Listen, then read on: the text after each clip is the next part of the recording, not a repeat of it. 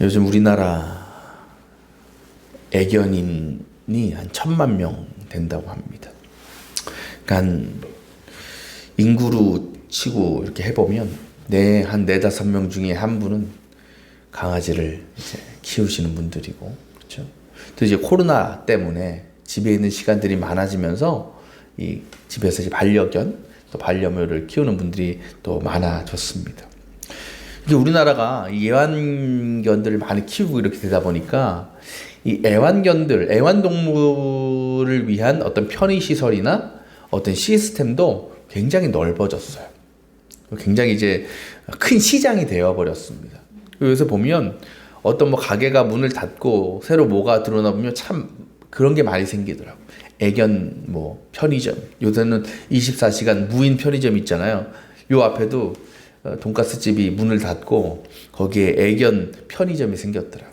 그러니까 무인으로 가서 이렇게 사는 편의점. 그러니까 애완동물 전문 쇼핑몰도 많고, 또 어딜 가나 이제 동물병원은 쉽게 찾아볼 수 있고, 또 애완동물을 위한 보험도 이제 많이 생겨났죠. 워낙 애완동물 치료비가 비싸다 보니까 보험이 생겨난 거예요. 또 이제 그런 것도 많이 생기죠. 서울 외곽 쪽으로 가보면 이제 반려견들을 위한 추모공원들, 이제 화장터, 이런 것들이 참 많이 있습니다.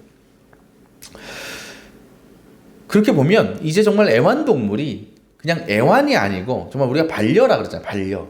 우리가 반려자 할 때 반려 아니겠어요?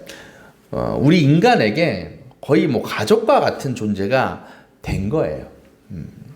그래서 주변을 보면 정말 개팔자가 상팔자다 라는 말을 할 정도로 정말 주인으로부터 극진한 대접을 받는 이런 애완견들을 우리가 볼 수 있습니다. 적석촌 산책하다 보면 거기 참 강아지들 많이 데리고 나오잖아요. 보면 와, 되게 좋은 유모차를 끌고 가는 거야. 젊은 어머니가. 그래서 저기 애기인가 보다. 애기 이제 나가지고 유모차 사셨나 보다. 딱 보면 강아지가 들어있어.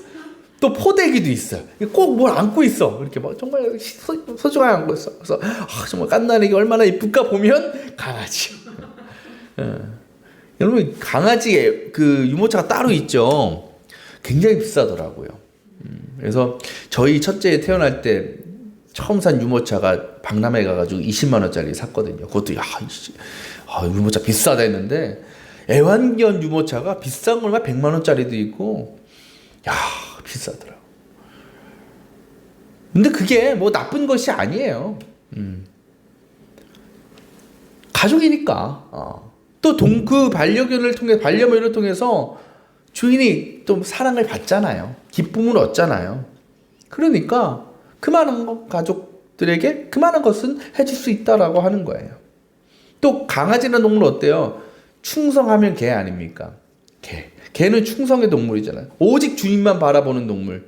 또 차별 없이 주인을 사랑하는 동물. 그렇지 않은 강아지도 이제 몇몇 있지만 보통은 그래요. 개가 이상한 거지. 그래요. 소중해요. 가족이에요.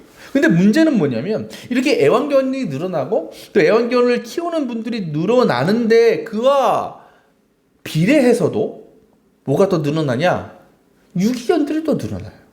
버림받는. 그러니까 어디 한쪽에서는 막 애완견을 사서 가족으로 데리고 와. 근데 한쪽에서는 그랬던 아이들을 버리는 거야. 유기하는 거예요.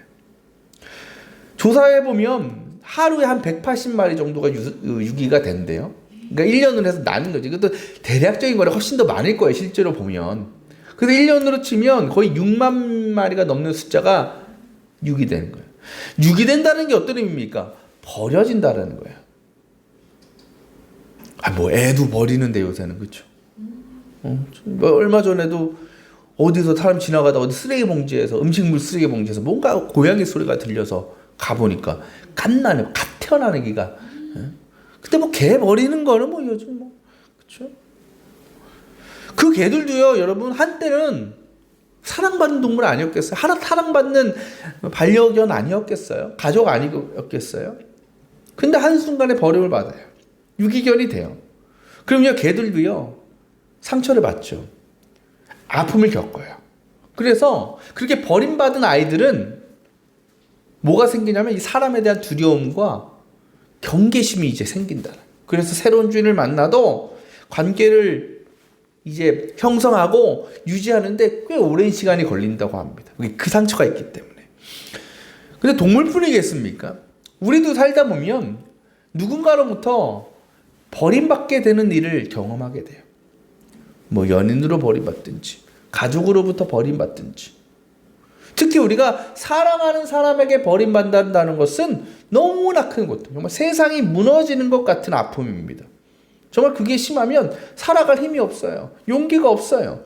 그래서 때로는 그 시련의 상처 때문에 그 아픔을 극복하지 못해서 세상을 스스로 떠나는 사람도 있는 것 아니겠어요? 그만큼 이 버림받음의 고통은 너무나 크다는 거예요. 근데 오늘 말씀 보면요, 바로 이 버림받음의 슬픔과 고통에 빠지게 되는 사람들이 나와요. 그들이 누굴까요? 제자들이죠. 예수님의 제자들이 예수님을 그렇게 따라다니는 이유가 뭘까요? 뭐 여러 가지 이유가 있겠지만 그들 마음에 이런 희망이 있었어요. 뭐냐? 예수님이 하나님의 아들이잖아요. 구세주잖아요. 그럼 언젠가는 이 세상을 심판하시고 마지막 때가 오면 이제 구세주로 쫙 이제 올라가실 거란 말이에요. 그럼 그때 이들은 뭘 기대하고 있어요? 마지막 때가 되면 예수님께서 로마 제국을 무너뜨리시고 이제는 강력한 이스라엘 제국을 건설하실 것이다 라는 희망을 품고 있었어요.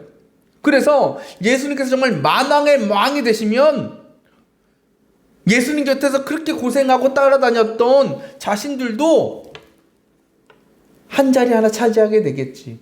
영광된 거 하나 얻게 되겠지. 그거 기대하고 있었어요. 여러분, 그런 제자들에게, 그거를 기대하고 소망하는 제자들에게 예수님이 죽는다라는 것은 상상할 수 없는 일이었겠죠. 예수님이 죽으면 안 돼. 왜? 자신들의 영광을 위해서, 자신들이 누려야 될 것들을 위해서 예수님 죽으면 안 돼. 근데 예수님은요, 분명히 말씀하셨죠. 3번이나 예언하셨어요. 나는 죽게 될 것이다. 나는 고난을 받을 것이다. 지금 이 성경적인 시기로 아직 그 일은 일어나지 않았습니다. 하지만 언젠가는 그 일이 일어날 거예요. 근데 여러분, 만약 정말 그때가 돼서 제자들이 십자가에 달려서 비참하게 죽으시는 예수님을 보게 된다면 그들이 어떤 감정을 느낄까요? 바로 버림받았다라는 감정. 예수님이 우리를 버리고 가셨구나. 떠나셨구나. 지금까지 예수님 한 분만 바라보고 저렇게 따라다녔는데, 모든 것을 포기하고 예수님의 제자가 됐는데, 예수님께서 저렇게 비참한 모습으로 자신들을 떠나신다라는 것은 여러분, 사랑할 이유가 없는 겁니다. 그러면요, 이제 제자들은 남은 인생을 절망과 근심 가운데 살아갈 수밖에 없어요. 살아도 사는 게 아닌 인생이 될 게 뻔했습니다. 예수님은 그들의 심정을 다 아셨어요. 그래서 오늘 말씀을 통해서 그들을 위로하시고 격려해 주시는 겁니다. 주님께서 16절에 이렇게 말씀하셔요.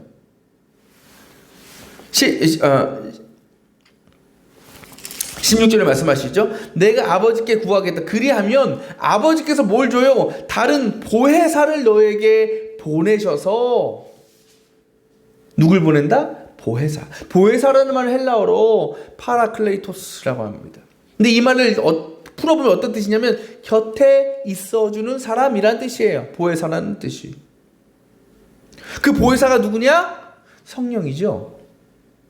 이 보혜사라는 표현은요, 사복음서 중에서도 요한복음에만 등장합니다. 그러니까 사도 요한만이 썼던 유일한 표현이에요.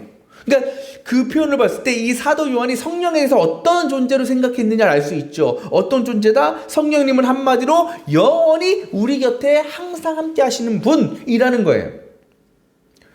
그렇다면 왜 예수님은 이 성령님을 보내주신다고 말씀하시는 것일까? 그 이유가, 이 목적이 무엇일까? 18절에 말씀하시죠. 너희를 고아처럼 버려두지 아니하기 위해서. 지금 제자들은 어떤 감정이 이제 앞으로 예수님이 돌아가실 때 느낀 감정이 버림받음의 감정이에요. 마치 고아처럼 부모가 자신을 떠나서 버린 것 같은 감정에 빠지게 뻔했어요. 그래서 주님은 그들의 마음을 아시고 걱정하지 마라. 성령께서 너희에게 오셔서 너희를 버리지 아니할 것이다.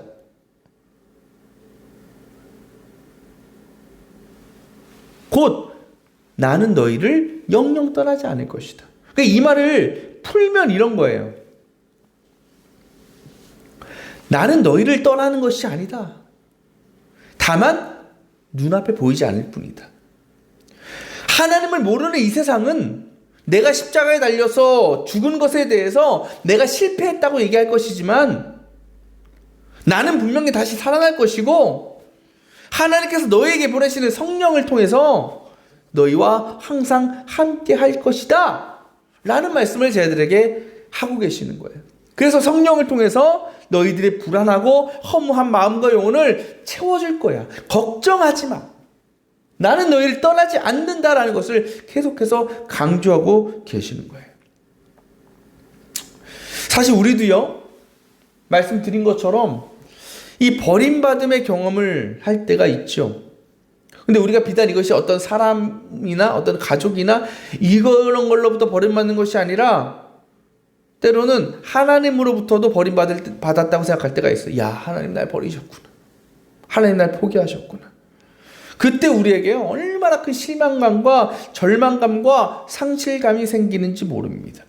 그러면서 또 뭐가 생겨요? 하나님을 향해서 원망하고 불신하고 의심이 생기는 거죠.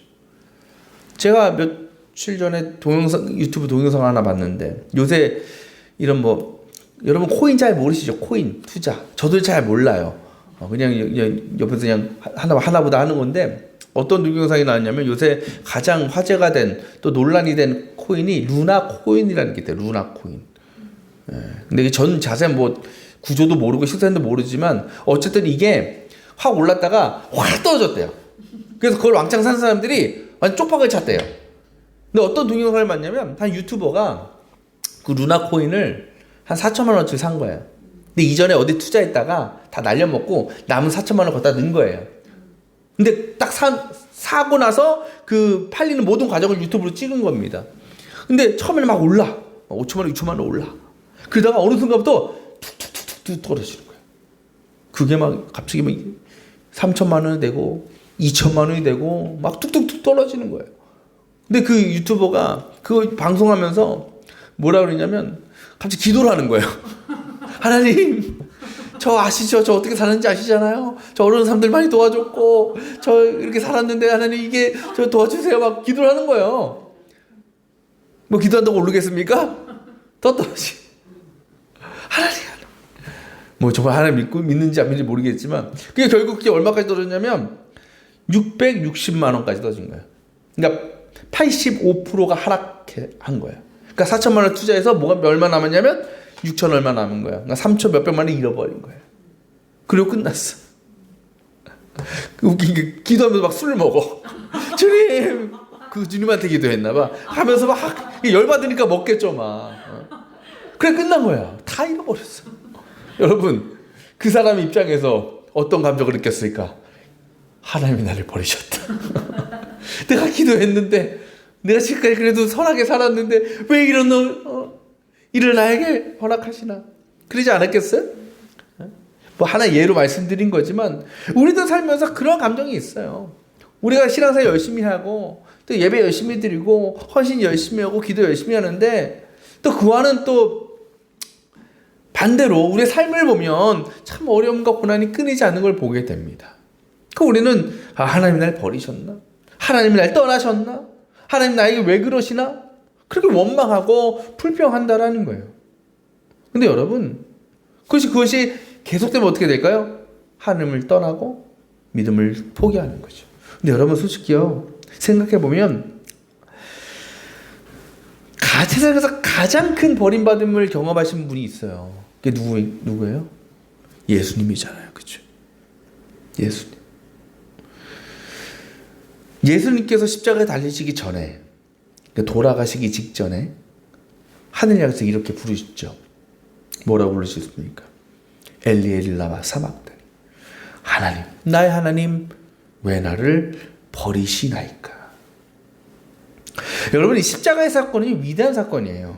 놀라운 은혜와 사랑의 사건입니다. 하지만 그 십자가의 사건 가운데 하나님의 아들인 예수님은요, 뭘 경험하시는 거예요? 하나님이 나를 버리셨다는 것. 나를 하나님께 버림받았다라는 것을 경험하셨다라는 겁니다. 이것은 무엇을 의미할까요? 바로 주님은요, 우리가 겪는 그 버림받음의 고통과 어려움과 그 현실을 누구보다 잘 알고 계신다는 거예요. 왜? 직접 경험해 보셨기 때문에. 그 아픔이 어떤 것인지 주님은 분명히 알고 계시기 때문에 주님은 우리가 그 버림받은 자로서 슬픔과 두려움과 절망에 빠져 사는 것을 원하지 않으십니다. 그래서 주님은 어떠한 상황에서도 너희를 내가 보호하고 지켜주고 인도할 것이다 라고 약속하시는 거예요. 뭘 통해서? 성령님을 통해서. 여러분, 오늘이 어떤 주일인지 아십니까? 주보를 잘 보셨던 분도 아시겠지만 오늘은 감리교회 창시자인 존 웨슬리 목사님의 회심 기념 주일이에요. 참 이상하죠. 이분의 탄생일도 아니고 돌아가신 날도 아니고 회심 기념 주일을 지킨다라는 거예요. 그만큼 이분의 회심이 이 감리교회 탄생과 역사에 있어서 너무나 중요한 것이었기 때문이죠. 제가 여러 번 말씀드려서 아시겠지만 이 존 웨슬리 목사님은 어렸을 때부터 굉장히 철저한 신앙교육을 받았어요. 또 엘리트 교육을 받았습니다. 그래서 이 존 웨슬리 목사님의 삶의 목표가 무엇이었느냐? 그리스도인으로 경건한 삶을 사는 것. 그거 하나였어요. 그래서 이분이 옥스퍼드 대학에 들어간 다음에 동생이었던 찬송가 작곡가 하셨던 찰스 웨슬리 목사님하고 한 동아리를 만드는데 그게 신성회, 영어로도 홀리 클럽이라는 동아리를 만듭니다. 동아리 이름도 참 그렇죠? 거기에 모든 게 다 들어가 있죠? 그래서 그 동아리 사람들은 뭘 하냐면 경건의 규칙들, 종교적인 규칙들을 리스트를 딱 해놓은 다음에 그걸 철저히 지키는 거야. 예를 들면 아침 몇 시에 일어나서 기도한다. 뭐 할 때 기도한다. 예배는 몇 시부터 몇 시까지 꼭 드린다. 뭐뭐 하지 않고 뭐뭐 한다. 이런 정말 율법처럼 그런 규칙들을 세세하게 적어놓고 그걸 철저하게 지켰던 사람들이에요. 그래서 같은 옥스퍼드 대학교 다른 학생들이 그들을 볼 때 너무나 웃긴 거야. 아, 왜 저렇게 사나? 뭘 저렇게 다 지키고 사나? 그래서 뭐라 그랬다고요? 에휴, 저런 규칙쟁이들. 규범주의자들. 그러니까 조롱한 거예요. 비아냥거리면서 한 거예요. 그 영어로 뭐다? 메소디스트다. 그게 감리교회의 영어가 된 거 아니겠어요? 그만큼 철저히 지켰어요.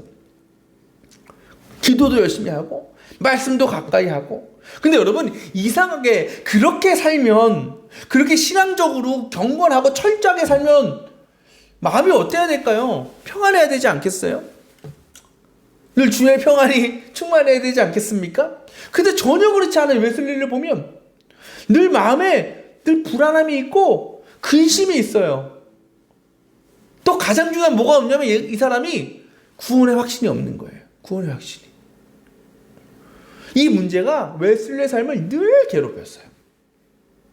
그리고 그 구원의 확신의 문제를 해결하기 위해서 더 열심히 기도하고 더 열심히 말씀 보고 더 열심히 예배한 거예요. 더 열심히 그 규칙들을 지켜 나간 겁니다. 근데 그러던 중에 1735년에 이 웨슬리가 동료들과 함께 미국 조지아주로 선교를 가게 됩니다. 근데 선교를 가던 그 배에 큰 풍랑이 일었어요. 정말 그 큰 배가 휘청휘청 될 정도로 죽음의 공포에 빠뜨릴 정도로 큰 풍랑이었습니다. 그때 웨슬리는요, 야, 이제 나 죽었구나. 큰일 났다. 두려움과 근심에 벌벌벌벌 떨었어요. 근데 여러분, 그때 웨슬리의 귓가에서 이상한 소리가 들리는 거예요. 그게 무슨 소리가 봤더니 찬양하는 소리가 들리는 거예요. 갑자기 찬양하는 소리, 저쪽에서. 이게 말이 됩니까? 지금 죽기 직전인데, 광풍에 휩쓸려서 물에 빠져 죽기 일보 직전인데 저쪽에서 찬양 소리, 내가 뭐 헛것을 들었나? 그쪽으로 가봤어요.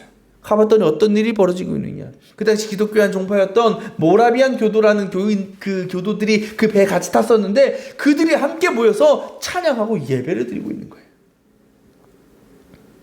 전혀 두려움이 없이 그 얼굴에 평안이, 기쁨이 충만한 가운데 찬양하고 있는 거예요. 이게 어떻게 이해가 되겠습니까?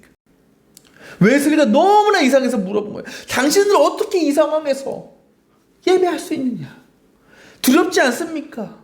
물어봤더니 그들이 이렇게 대답하는 거예요. 하나님이 지금 우리와 함께 계시고 우리가 여기서 죽는다고 해도 하나님께 가는데 뭐가 두렵습니까? 라고 대답한 거예요. 웨슬리에게 너무나 충격적인 대답이었습니다. 그때 웨슬리가 깨달은 것이 있어요. 내가 지금껏 경건의 의식과 규칙이라는 어떤 외면적인 신앙을 가지고는 내가 진짜 신앙인이 되는 것이 아니구나. 내가 진짜 그리스도인이 될 수 없는 거구나. 그렇게 우여곡절 끝에 조지아주에 도착하고 선교를 하고 돌아왔습니다. 근데 여러분, 그 모라비안 교도로부터 그런 체험을 한 이후에도요, 여전히 웨슬리는 그 구원의 확신에 대한 문제, 신앙의 문제는 해결되지 않았어요. 그러니까 머리로는 아는데 뭔가 마음으로부터의 어떤 변화가 없는 겁니다. 그 여전히 그는 불안과 근심 가운데 하루하루를 살아가고 있었습니다. 그러던 그에게 정말 놀라운 일이 일어나죠.